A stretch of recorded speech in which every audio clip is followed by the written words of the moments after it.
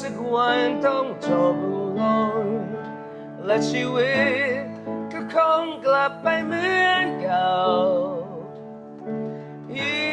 ฉันยังไม่ให้เธอจากไป